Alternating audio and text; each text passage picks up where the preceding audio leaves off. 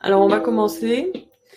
Donc, merci de prendre ce temps sur votre déjeuner. Aujourd'hui, on va parler donc de la collaboration et dialogue entre journalistes et scientifiques. Donc, pour traiter ce sujet, il s'agit de parler le même langage pour mieux informer, quel que soit du coup le domaine de la personne. Je vais commencer par me présenter. Donc, je m'appelle Tatiana Katchen, je suis biologiste moléculaire du micro-environnement et entomologiste de formation. Je suis aussi la présidente de la société Cortex, donc une société de valorisation du capital scientifique, et je dirige aussi une association de vulgarisation scientifique. Je suis aussi autrice de livres et de bandes dessinées, pigiste et conférencière en université. Le webinaire sera aussi animé par Marina Zanov, donc journaliste titulaire de la carte de presse depuis plus de 30 ans. Elle travaille avec Cortex depuis 3 ans et a fait une grande partie de sa carrière chez Prisma Media en tant que chef de service et chef d'édition. Et je suis aussi accompagnée de Aurélie Brousse, donc directrice générale de la société Cortex, qui auparavant était ingénieure en biologie de laboratoire de recherche publique. Elle est également membre de l'association de vulgarisation scientifique. Un petit mot sur qui nous sommes. Donc, nous sommes une société de valorisation du capital scientifique. On travaille sur 3 pans, donc la structuration et l'accompagnement de projets scientifiques, l'intelligence collective et procréation et innovation, et la vulgarisation scientifique et médiation. Un petit mot sur nos succès récents. Donc, nous avons déjà collaboré avec L'Oréal sur la structuration de projets, prenant en compte l'intelligence artificielle et méthodes de R&D au sein d'une équipe pluridisciplinaire et internationale. On a aussi un gros projet qui s'appelle Sirius, donc qui est sorti la semaine dernière sous l'appellation de la marque Unis, qui regroupe toutes les tutelles du territoire lorrain au niveau de la recherche, donc le CNRS, l'INRAE, l'INRIA, tout ça pour valoriser la recherche au sein du territoire lorrain. Et on a également différents ateliers qui ont été mis en place, notamment l'atelier d'intelligence collective au département d'Essonne qui parlait du biomimétisme autour de la santé. Alors pourquoi est-ce qu'il est intéressant pour vous de participer à ce webinaire ? Eh bien pour les chercheurs, c'est surtout pour mieux comprendre les attentes des médias et éviter les mauvaises interprétations. Pour ce qui est des journalistes, s'il y en a parmi nous, c'est obtenir des informations fiables et rendre la science accessible sans la dénaturer. Et pour le public, l'intérêt, c'est de bénéficier d'une information scientifique de qualité.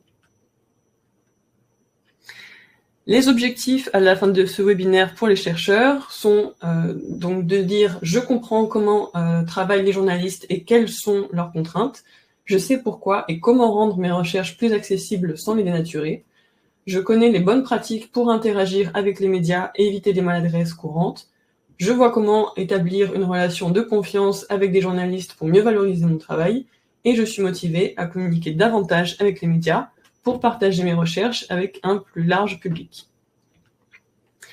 Du côté journaliste, je comprends comment fonctionnent les chercheurs et leurs exigences scientifiques, je sais comment poser les bonnes questions pour obtenir des informations précises et fiables, je connais les bonnes pratiques pour traiter l'information scientifique sans la déformer, et je vois comment instaurer une relation de confiance avec les chercheurs pour mieux couvrir les sujets scientifiques. Je suis également motivée à améliorer ma couverture des actualités scientifiques en la collaborant mieux avec le monde de la recherche. À la fin de ce webinaire, vous aurez une petite récompense si vous restez jusqu'au bout. Donc, il s'agira d'une offre exclusive pour une première prestation. Pourquoi est-ce que ce webinaire vous concerne ? Alors que vous soyez chercheur ou journaliste, vous avez forcément été confronté à des difficultés dans la communication entre science et médias. Peut-être qu'en tant que chercheur, vous avez déjà eu l'impression que vos propos ont été déformés dans un article, ou alors, en tant que journaliste, que vous avez peiné à obtenir des réponses claires d'un scientifique sur une question pourtant essentielle pour votre enquête. Et pourtant, nous avons besoin les uns des autres, les chercheurs doivent partager leurs découvertes pour qu'elles aient un impact au-delà des laboratoires, les journalistes doivent relayer ces informations de manière claire et fiable pour éclairer le public. Mais pourquoi est-ce que c'est si compliqué? Pourquoi cette relation est-elle souvent marquée par de la méfiance, des incompréhensions, voire de la frustration? C'est précisément ce que nous allons explorer ensemble aujourd'hui, parce qu'une meilleure collaboration entre les chercheurs et journalistes, c'est avant tout un enjeu de société, une information scientifique accessible, rigoureuse et compréhensible pour tous. Il y a donc des idées reçues entre dialogue chercheurs-journalistes. La première, c'est les journalistes simplifient trop et trahissent la science. Alors, pourquoi cette idée reçue? Le journaliste doit rendre l'information accessible à un large public. Une trop grande complexité risque de perdre l'audience. Simplifier ne veut pas dire déformer, mais vulgariser avec rigueur. Comment la dépasser? Eh bien, un bon journaliste scientifique cherche à être précis et fiable. C'est aux chercheurs d'expliquer leurs travaux avec des analogies, des exemples concrets pour éviter les erreurs. La co-construction de l'information, ces travaillent donc ensemble, scientifiques, journalistes, peuvent garantir un équilibre entre clarté et exactitude. La deuxième idée reçue que l'on peut retrouver, c'est les chercheurs sont inaccessibles et ne veulent pas parler aux médias. Beaucoup de chercheurs veulent partager leurs découvertes, mais manquent de formation ou de temps pour le faire. Certains ont de mauvaises expériences et préfèrent éviter les médias par peur d'être mal compris. Former les chercheurs, c'est donc mieux interagir avec les médias et répondre efficacement à des interviews. Encourager les laboratoires et les institutions à valoriser la communication scientifique et faciliter les prises de contact avec la presse. Troisième idée reçue, c'est les médias exagèrent toujours les découvertes scientifiques pour faire le buzz. Les médias ont parfois besoin d'accroches fortes pour capter l'attention de leurs lecteurs ou auditeurs, ce qui n'exclut pas un travail d'écriture rigoureux. La pression de l'instantanéité et du clic pousse parfois à des raccourcis, mais ce n'est guère en la généralité. Comment est-ce qu'on peut dépasser ça? Eh bien, vérifier les sources et les formulations. Un journaliste confronte ces informations avec plusieurs experts. Les chercheurs, eux, doivent être disponibles pour préciser leurs résultats et éviter les interprétations erronées. Il faut donc privilégier des médias spécialisés en sciences pour garantir une meilleure couverture des avancées scientifiques. La quatrième idée reçue, ça serait un bon article scientifique doit tout expliquer en détail. Alors là, un article de presse n'est pas un article académique, comme ceux qu'on retrouve sur PubMed ou Sciences Direct. Le but, c'est vraiment de transmettre l'information essentielle de manière compréhensible pour expliquer toute une méthodologie en profondeur. Trop d'informations techniques, ça peut perdre le lecteur, mais même s'il est intéressé par le sujet. Comment est-ce qu'on peut dépasser ça? Eh bien, il faut se concentrer sur les éléments clés, les implications des recherches, plutôt que sur les détails ultra techniques. Ajouter des liens vers les publications scientifiques ou les interviews longues pour les lecteurs qui souhaitent vraiment approfondir. C'est quelque chose qui se fait de plus en plus souvent. La dernière idée reçue serait les journalistes et les chercheurs n'ont pas besoin l'un de l'autre. Alors là, les chercheurs ont besoin des médias pour faire connaître leurs travaux au grand public, aux décideurs et même à ceux qui financent. Ça, ce n'est pas nouveau. Sans cela, même une avancée majeure peut rester complètement invisible. Les journalistes, eux, ils ont besoin de sources scientifiques fiables pour éviter la désinformation et produire un contenu de qualité. Eh bien, pour ça, il faut encourager une culture du dialogue entre les deux professions, mieux comprendre les contraintes et les attentes de chacun pour fluidifier les échanges. Il faut aussi mettre en place des formats de rencontres régulières entre scientifiques et journalistes, comme des formations croisées, des conférences, ou même des événements qui y sont dédiés. Pourquoi est-ce qu'on rencontre ces problématiques? Eh bien, on a une perte de confiance du public. Donc, si les informations scientifiques sont mal relayées, le public peut perdre confiance dans la science, mais aussi les médias. Les fake news et la désinformation trouvent alors un terrain fertile pour ça. On retrouve aussi de la mésinterprétation et des informations des résultats scientifiques. Une mauvaise communication peut conduire à des raccourcis dangereux et à des exagérations qui faussent les résultats. On a aussi la difficulté pour les chercheurs à valoriser leurs travaux. Si la presse ne relaie pas correctement leurs recherches, les scientifiques peuvent perdre des opportunités de financement, de collaboration ou même d'impact social. Certains refusent alors tout contact avec les médias, ce qui en général aggrave le problème. On a aussi les journalistes en manque d'expertise et de sources fiables. Sans accès direct aux chercheurs, les journalistes risquent de s'appuyer sur des sources peu fiables, voire biaisées. Moins de vulgarisation scientifique de qualité, ça donne plus de place pour le narratif erroné ou l'approximation. Et en dernier, l'impact sur les décisions politiques et sociétales, ce qui est très souvent négligé. Ça donne une mauvaise couverture médiatique d'un sujet scientifique, ça peut influencer négativement la politique publique. On peut donner comme exemple là-dessus la controverse sur le climat, la vaccination, ou même l'intelligence artificielle, ce dont on parle beaucoup en ce moment. Et les débats deviennent polarisés et éloignés des faits scientifiques. Donc pour tout ça, par où est-ce qu'il faudrait commencer ? Eh bien, les premières étapes pour mieux collaborer, c'est comprendre les attentes et les contraintes de l'autre. Comme pour le chercheur, il faudrait accepter que les journalistes ont des délais courts et des besoins de clarté. Les journalistes, eux, il faudrait qu'ils reconnaissent que la rigueur scientifique nécessite du temps et de la précision. Il faudrait aussi faciliter le dialogue dès le départ. Pour les chercheurs, être joignable et réactif. Un journaliste qui n'a pas de réponse ira chercher ailleurs. Parfois des sources moins fiables, malheureusement. Pour le journaliste, il faut donner le bon cadre dès le début, expliquer l'angle de l'article et le public visé. Ça aide à mieux orienter le discours du côté du scientifique. Il faut aussi adopter un langage clair sans sacrifier la rigueur. Le chercheur doit préparer des analogies et des explications accessibles sans perdre le fond de son message. Les journalistes vérifient avec le chercheur si l'information est bien restituée avant publication, quand c'est possible. Il faut aussi établir une relation de confiance pour les chercheurs, accepter de parler aux médias, même hors contexte de crise, pour ne pas être visible uniquement lors des polémiques. Pour les journalistes, consulter plusieurs experts sur un sujet pour éviter les biais et ne pas amplifier une seule voix, comme on a pu le rencontrer lors du Covid. Il faut aussi se former à une meilleure communication scientifique. Les chercheurs participer à des formations sur la vulgarisation, sur la communication avec les médias.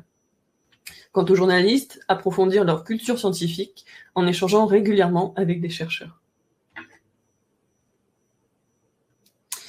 Entre collaboration et incompréhension, donc selon plusieurs études récentes, on retrouve entre 56% et 70% des Français qui font confiance à la science. C'est un chiffre relativement stable, malgré les crises récentes. En revanche, la confiance envers les médias et les journalistes est plus faible. Selon les chiffres de l'IPSO, on retrouve 16%, ce qui souligne un défi important pour la diffusion de l'information scientifique. Ces écarts, ils montrent la nécessité d'une meilleure collaboration entre le monde des scientifiques et des journalistes.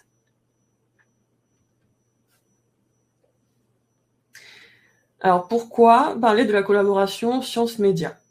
Eh bien aujourd'hui, il est plus urgent que jamais d'améliorer la communication entre ces deux mondes, parce que nous vivons à une époque où l'information scientifique joue un rôle clé dans la société, mais où la désinformation progresse tout aussi vite.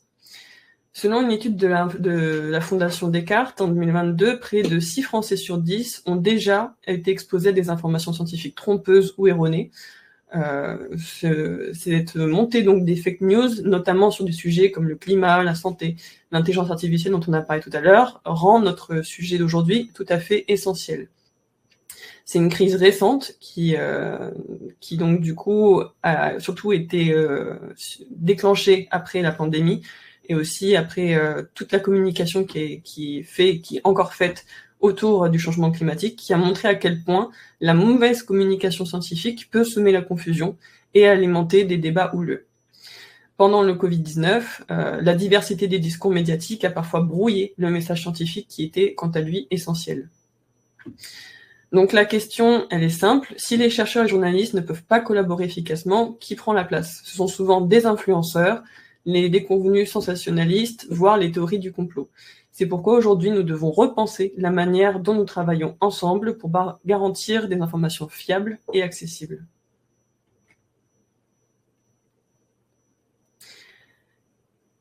Alors, les chercheurs et journalistes, deux métiers, deux logiques. Le rôle des médias, c'est jouer un rôle essentiel qui relaie ces informations publiques. Une collaboration efficace entre les chercheurs et journalistes, donc cruciale pour assurer une information précise et accessible. La différence de fonctionnement, c'est que les chercheurs travaillent sur un temps qui est long, et visent la précision, communiquent entre leurs pairs.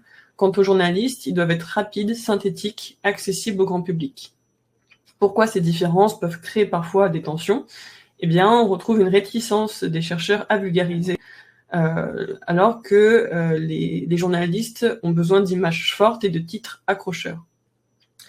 Par peur, du coup, les chercheurs ont peur d'être mal compris, alors que de l'autre côté, on a un manque de temps des journalistes pour pouvoir approfondir. Donc on a deux temporalités qui sont différentes et qui seront tout à l'heure discutées avec Marina, qui est avec nous. On peut vous présenter 4 enjeux qui marquent ces différences. Donc le premier, c'est diffuser l'information scientifique fiable et accessible. Donc ça reflète une communication qui est claire, rigoureuse, qui permet d'éviter les approximations et les informations des découvertes scientifiques, garantissant une meilleure compréhension par le public. On a aussi restauré la confiance du public envers la science et les médias. Donc le manque de transparence et la désinformation renforcent la défiance. Une collaboration efficace entre journalistes et chercheurs aide à rétablir une relation de confiance. Il y a également concilié le temps scientifique et le temps médiatique. Donc les chercheurs travaillent sur le long terme, comme on vous l'a dit, tandis que les journalistes doivent produire rapidement du contenu. Trouver un équilibre est essentiel pour éviter les précipitations et les erreurs d'interprétation. Et enfin, former et rapprocher les chercheurs et les journalistes. Une meilleure connaissance mutuelle des contraintes et des méthodes de chacun favorise un dialogue qui est plus fluide et une couverture médiatique plus pertinente des sujets scientifiques. Les chercheurs et journalistes sont-ils toujours sur la même longueur d'onde? Alors, avant d'aborder les défis, on regarde ces situations qui sont typiques. Elles sont sûrement familières car elles illustrent des tensions fréquentes entre les chercheurs et les journalistes. Dans chaque cas, il n'y a pas forcément de mauvaise intention, mais un problème de compréhension mutuelle. Ces situations montrent parfois pourquoi il est essentiel de mieux collaborer. Donc, un chercheur reçoit un appel d'un journaliste à 17h pour un article qui apparaîtrait le lendemain. Il refuse faute de temps. Un journaliste publie un article, mais le chercheur se plaint de la simplification excessive. Il estime que son travail a été désinformé. Ou un scientifique publie une étude importante, mais aucun média ne le relaie. Il y a donc une frustration et un manque de visibilité.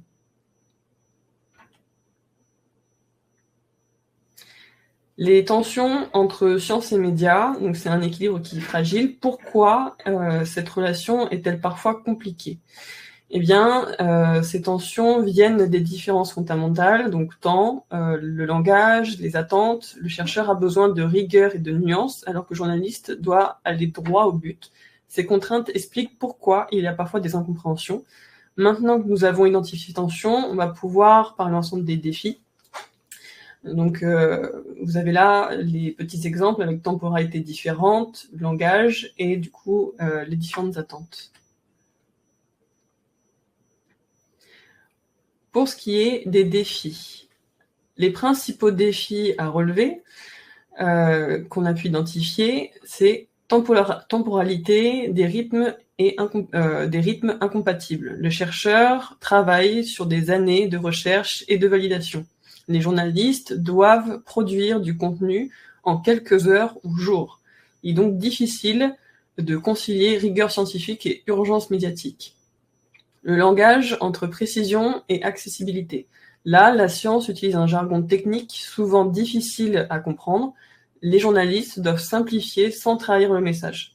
Donc une vulgarisation excessive peut altérer la nuance scientifique.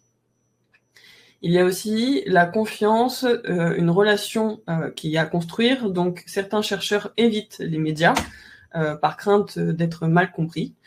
Nous-mêmes, on en a rencontré plusieurs. Certains journalistes peinent à obtenir des réponses faute de disponibilité des scientifiques. Il y a donc un manque de dialogue et une méfiance des deux côtés.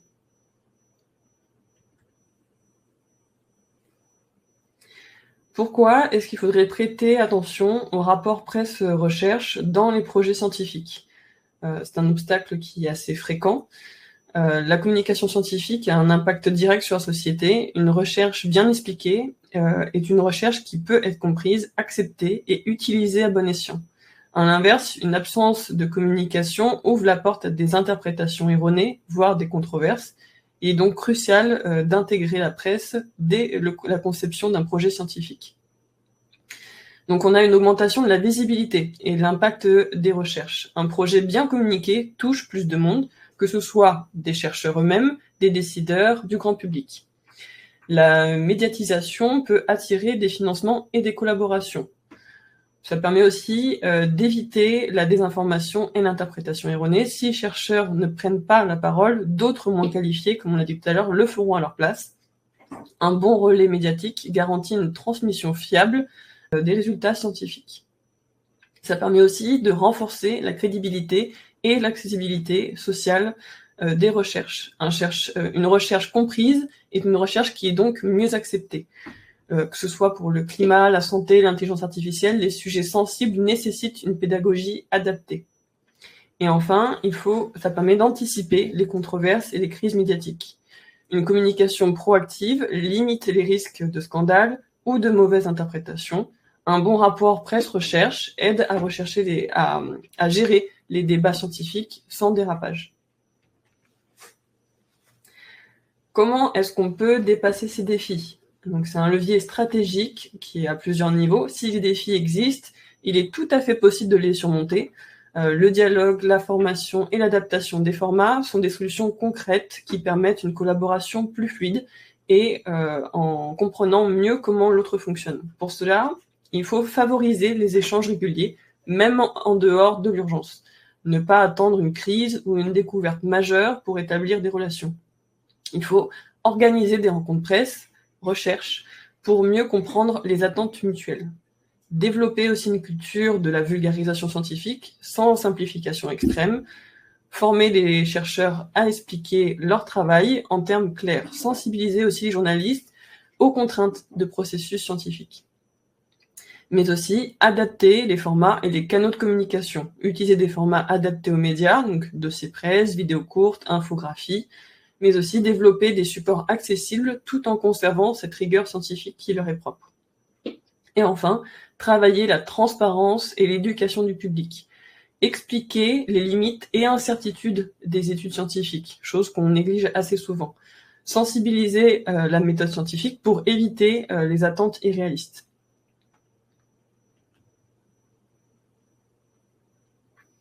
Alors, à vous donner 2 exemples. Dans le cas où la communication elle est bien gérée, donc vous avez comme premier exemple la mission Rosetta Philae, donc une vulgarisation scientifique qui a été réussie avec l'Agence spatiale européenne, donc l'ESA, qui a travaillé en amont avec les médias pour rendre la mission accessible. Le résultat, ça a été un engouement mondial qui a eu une large diffusion dans la presse et un succès sur les réseaux sociaux. On a aussi la crise de Covid-19 et l'importance des experts médiatiques, notamment avec les chercheurs tels que Karine Lacombe ou Antoine Flao, désolé si j'écorche un peu les noms. On a su transmettre des informations qui étaient claires et pédagogiques. Du coup, grâce à ça, il y a eu une meilleure compréhension des mesures sanitaires et visibilité accrue des recherches.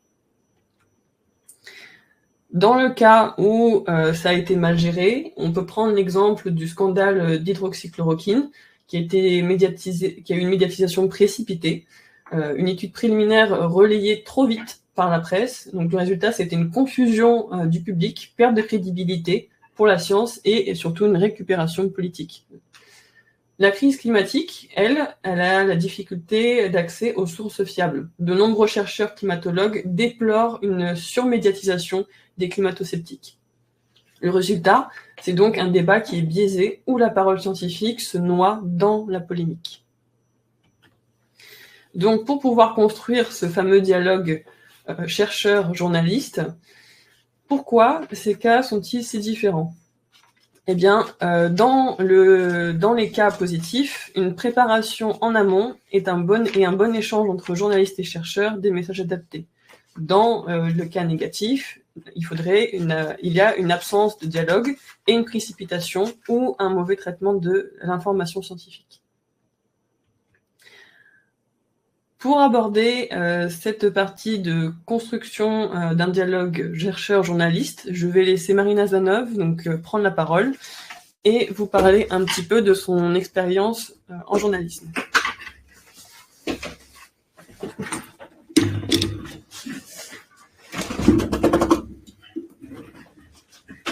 Bonjour, donc je me présente Marina Zanov, je suis journaliste depuis plus de 30 ans, j'ai longtemps travaillé chez Prisma Media en tant que chef de service et chef d'édition. Et donc là, je vais aborder un peu plus le côté pratique, disons, comment on réalise les sujets et comment ça se passe dans une rédaction. Donc pour commencer, quand on travaille donc en tant que journaliste, en général, on est dans une rédaction, alors que ce soit une rédaction à la télé, à la radio ou presse écrite. Bon, moi, je vais plutôt vous parler de la presse écrite, mais c'est à peu près pareil.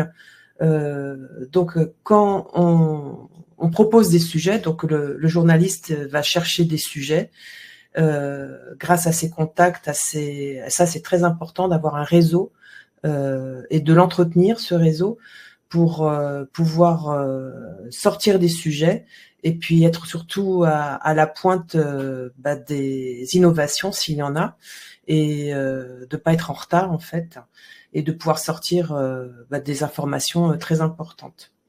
Et donc le journaliste, lui, va proposer ses sujets lors de conférences de rédaction. Ça se discute, hein, toujours dans une conférence de rédaction, tous les journalistes et le rédacteur en chef, les chefs de service, tout le monde échange, et à ce moment-là, voilà, on voit s'il y a une opportunité de sortir le sujet, si c'est intéressant à ce moment-là, si on peut le faire plus tard, si c'est un peu plus intemporel. Et au bout du compte, donc c'est le rédacteur en chef ou la rédactrice en chef qui tranche. Et donc quand on décide d'un sujet, on va le placer sur un chemin de fer. Et c'est pareil. Alors on hiérarchise l'information, c'est-à-dire que on va placer un sujet important. Déjà, on va choisir la place qu'il va prendre, ce sujet. Si c'est une simple page, si c'est juste une brève, c'est-à-dire un petit encadré, si c'est une double page, ou si c'est vraiment un très gros dossier, 3, 4 pages. Et donc c'est à ce moment-là que ça se décide. Et ensuite, une fois que c'est tranché, on place sur ce chemin de fer. Alors, à savoir que le chemin de fer, donc les sujets, ils peuvent bouger jusqu'au bouclage. On s'interdit jamais, je pense que vous avez déjà vu ça plein de fois, que ce soit... on le voit moins dans un journal, à part les quotidiens ou à la télé, à la radio, il y a une nouvelle qui est urgente, et bien elle sort et le programme est complètement bouleversé.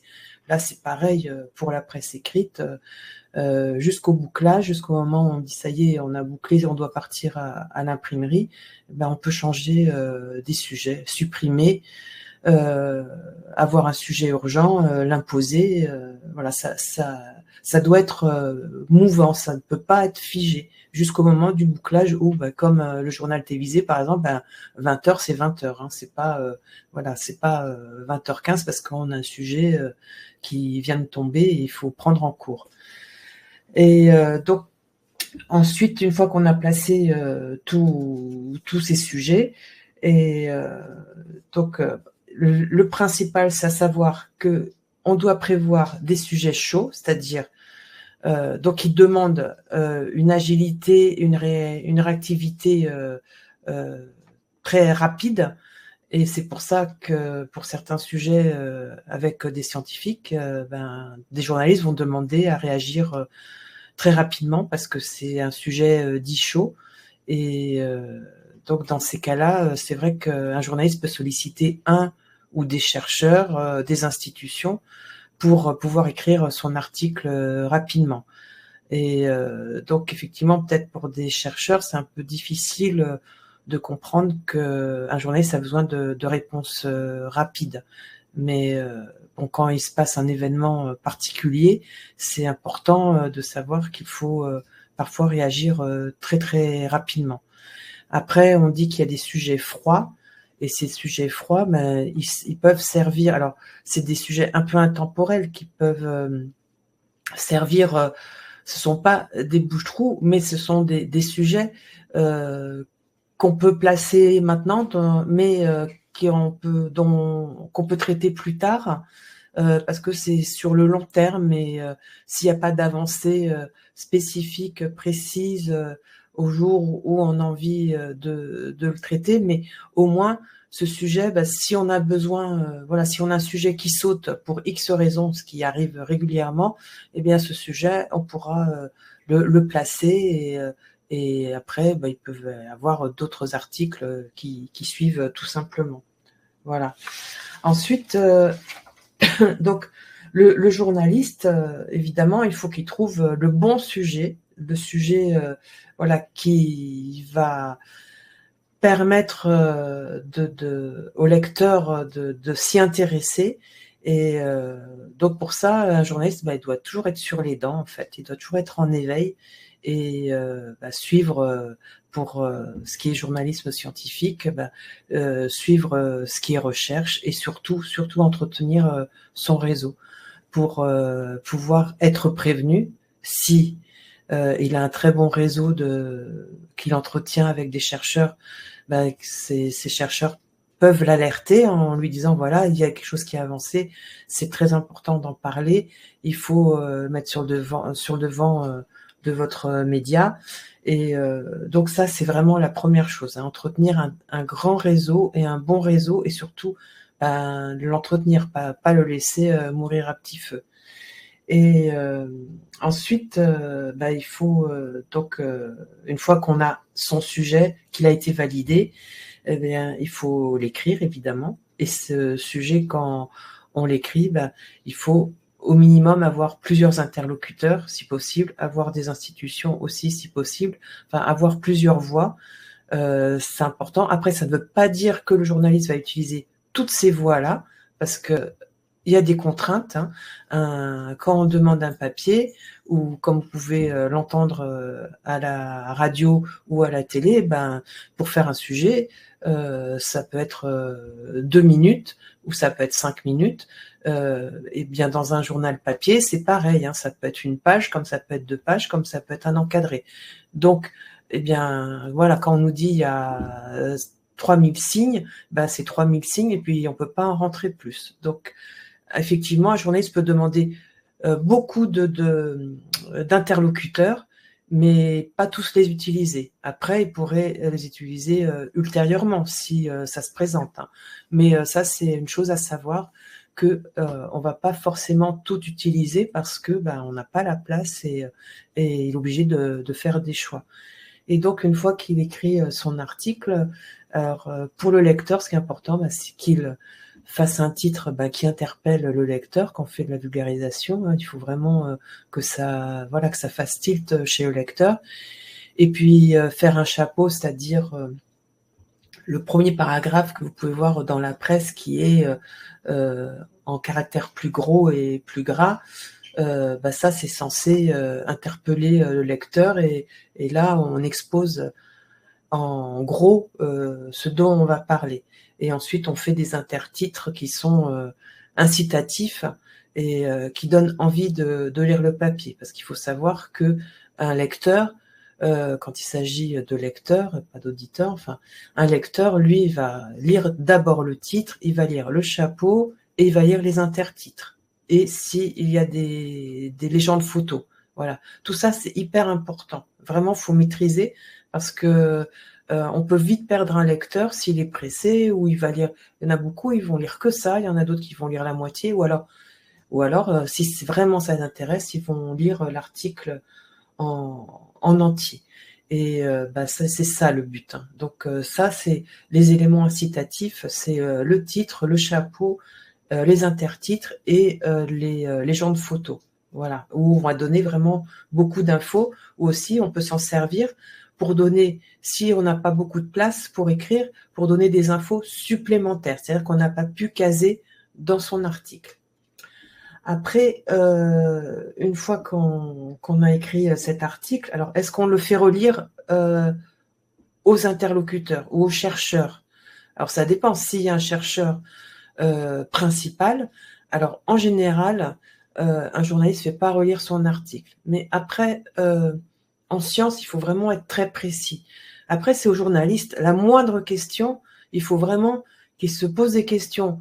Est-ce que le lecteur va comprendre ce que j'écris? Est-ce que c'est suffisamment clair ce que j'ai écrit? Est-ce que j'ai bien compris ce que m'a dit le chercheur? Et ça, il faut vraiment ne jamais hésiter, s'il le faut, à reposer des questions si on a peur d'avoir mal interprété. Le but, c'est pas de tordre des informations, c'est vraiment de refléter les recherches et les faits scientifiques. C'est pas de les interpréter ou de les tordre. Donc jamais avoir ne pas se sentir mal à l'aise pour demander des précisions s'il le faut avant de sortir l'article. Après, si c'est vraiment un article qui est vraiment très touchy, on va dire, qui est très sensible, où on maîtrise pas forcément parce que tous les journalistes ne sont pas scientifiques, et ben là, on peut s'autoriser aussi à demander aux chercheurs si on n'a pas fait d'erreur. Et il n'y a pas non plus d'énormes problèmes à faire ça. Ensuite, voilà. Comme je disais, le journaliste, il faut qu'il soit précis, clair, et surtout qu'il vérifie bien ses informations. Ça, elles doivent être vérifiées. Il ne faut pas aller dans l'à peu près, surtout dans les sciences. C'est hyper important. Et comme je disais, être journaliste et scientifique, c'est un atout, évidemment, c'est beaucoup mieux, mais même un scientifique ne va pas être spécialiste.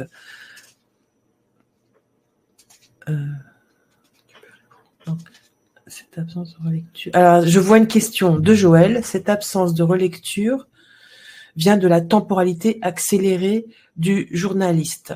Alors, pas que, c'est une sorte de principe en fait. Moi, dans toutes les rédactions dans lesquelles je suis passée, parce que il y a par exemple des interviews ou des papiers où des personnes demandent à relire, et c'est une sorte de principe qu'on ne veut pas faire relire, c'est-à-dire sinon on n'en finit pas.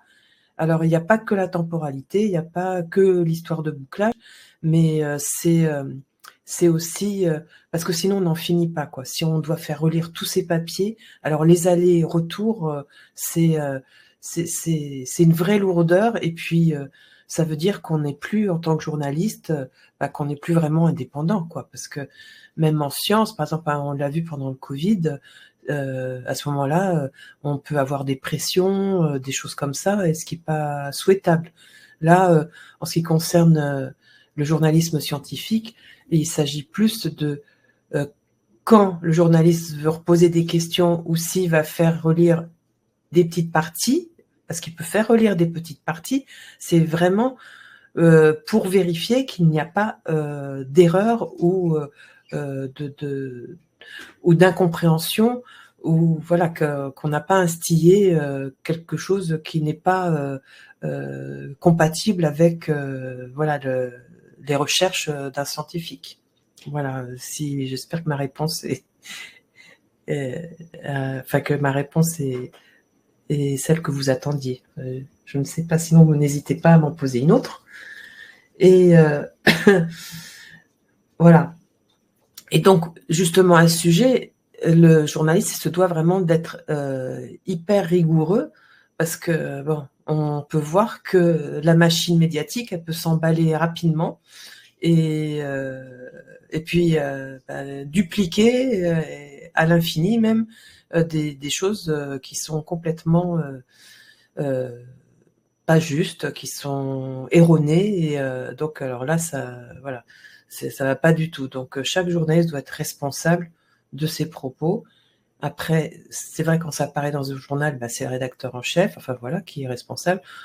Donc il y a une vraie responsabilité, et pour ça, il faut vraiment avoir une rigueur voilà, très très forte.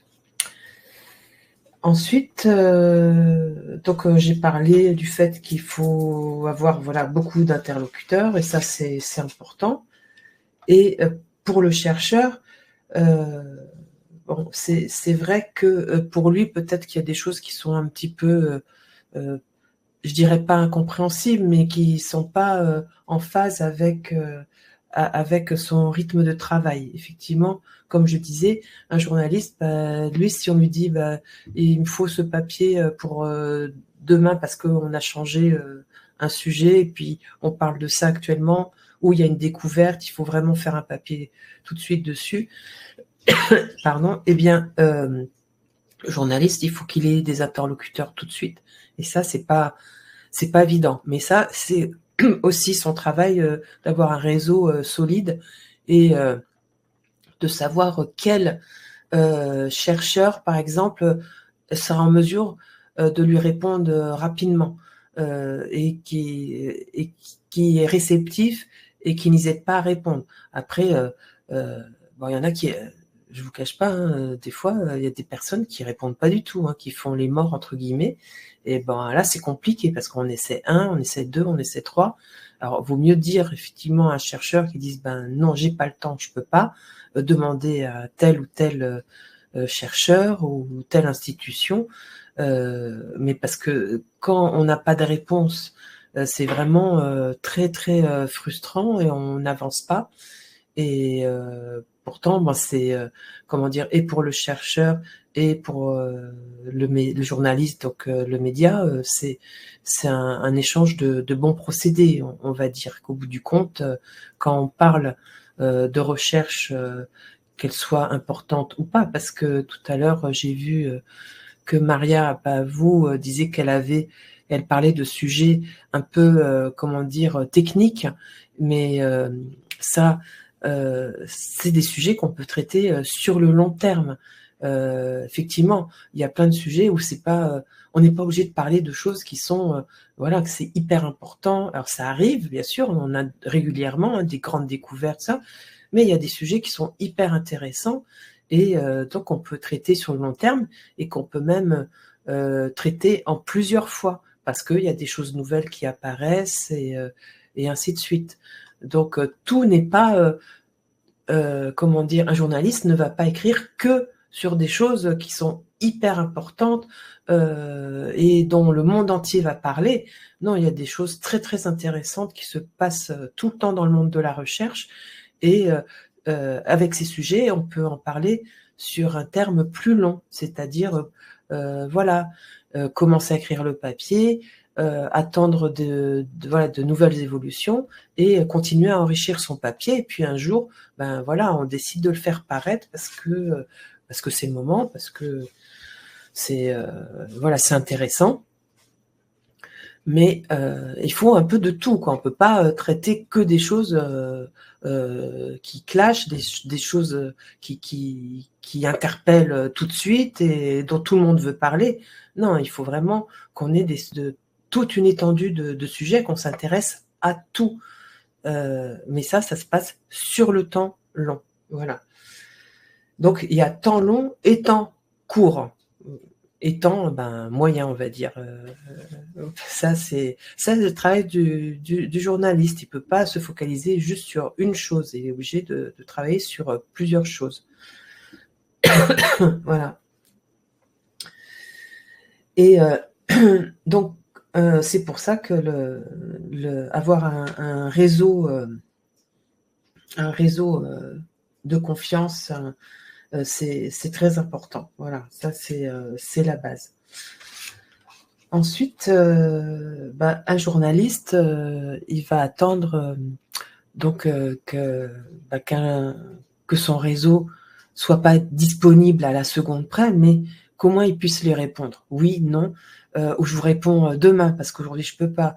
Voilà, ça c'est important que les chercheurs comprennent qu'un journaliste, quelle que soit la réponse, il a besoin de réponses. Il peut pas rester comme ça avec rien, et surtout s'il a fait tout le tour de son réseau de contact et puis qui se retrouve avec rien, mais qu'il n'a aucune réponse. C'est vraiment... c'est hyper frustrant. Et puis, de l'autre côté, il a la pression de sa rédaction en chef qui lui dit « T'en es où? Tu fais quoi? T'as pas rendu ton papier ?» Voilà, il faut vraiment voir ça. C'est que en rédaction, on a une deadline, quoi. C'est pas, par exemple, le journal il part à l'imprimerie, il part à l'imprimerie. Et donc, il y a des tensions après dans un journal quand le journaliste il court après une source et puis il a rien du tout. Donc au moins quand il sait, il peut faire un retour à sa rédaction et dire voilà, j'ai personne, j'ai pas de retour, ou alors c'est pas possible qu'on me réponde avant telle date. Et là, on peut envisager une autre solution parce que le journal il faut qu'il sorte et il faut qu'il sorte à une date précise et le bouclage il a lieu à tel jour et telle heure et puis voilà, c'est fini, quoi. Et puis il faut voir quand même, pour écrire l'article, ça se fait pas non plus en 2 secondes. Il faut prévoir un petit peu de temps. Donc voilà. Après, une fois qu'on a avec les scientifiques, les chercheurs, on a, une fois qu'on a des retours, et bien là, voilà, on peut parler avec le chercheur pour qu'il donne des réponses claires, concises. Alors, le travail du journaliste, c'est de poser des questions, des bonnes questions, mais c'est aussi d'attendre que le chercheur, lui, il a envie de faire passer un message, et donc il faut que lui, il priorise tout ce qu'il a envie de dire et qu'il le dise de façon claire, et puis surtout qu'il hiérarchise, voilà, ce qui est le plus important jusqu'au moins important. Voilà, pour le journaliste comprenne bien ce qu'il faut mettre en avant. Et voilà, ça c'est extrêmement important. Et puis surtout essayer d'être compréhensible le plus possible, que ça parle à tout le monde. Toujours avoir ça en tête. Être le compréhensible pour le plus large public possible, dans tous les cas, parce que les articles académiques, c'est pas possible et compréhensible pour tout un chacun. Donc, il faut toujours avoir ça en tête. Et puis, ne pas oublier que le journaliste peut revenir vers vous s'il a d'autres questions. Voilà.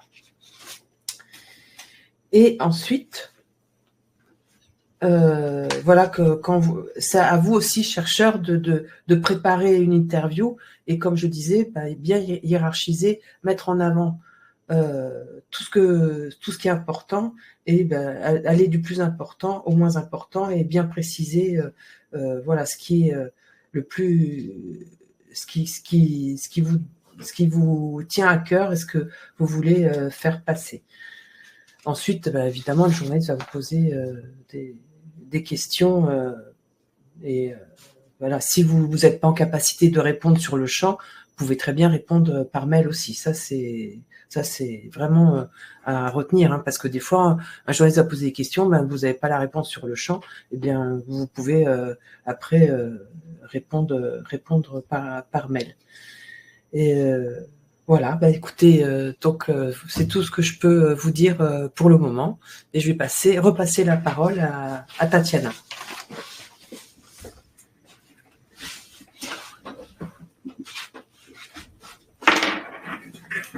Alors, pour finir ce webinaire, on va finir sur une petite touche personnalisée, donc juste pour vous.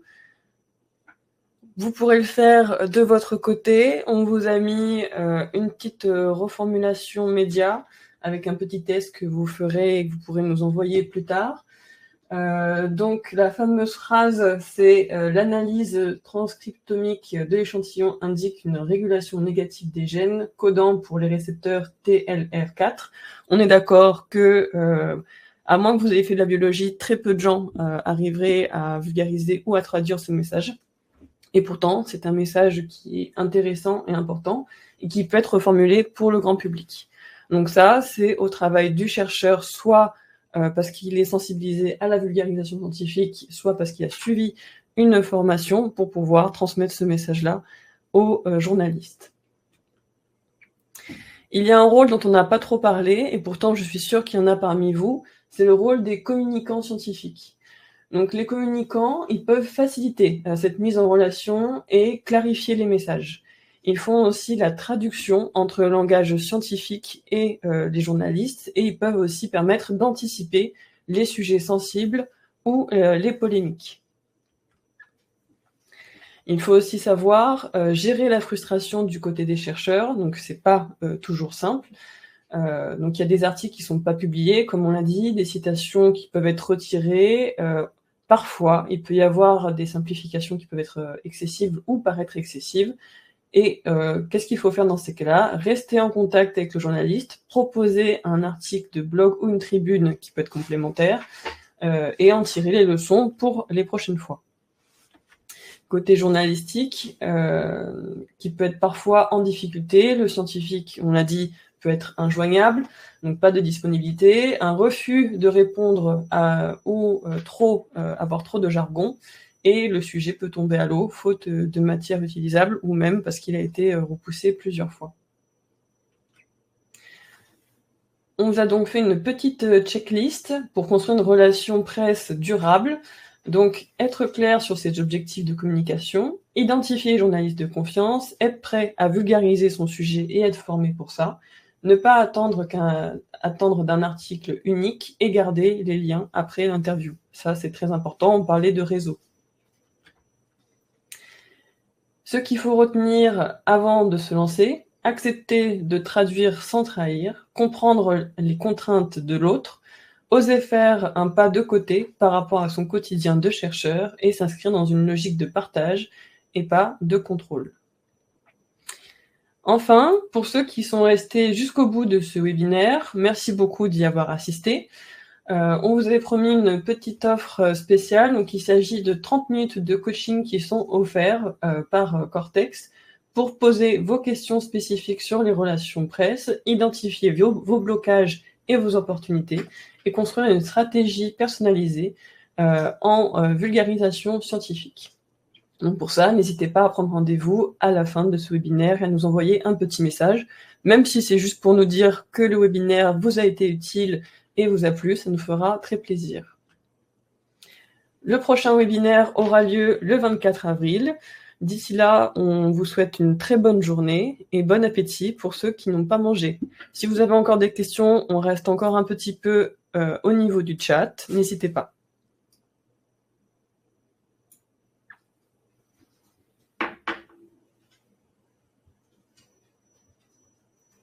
Eh bien, on vous souhaite une bonne journée. Merci d'avoir assisté à ce webinaire.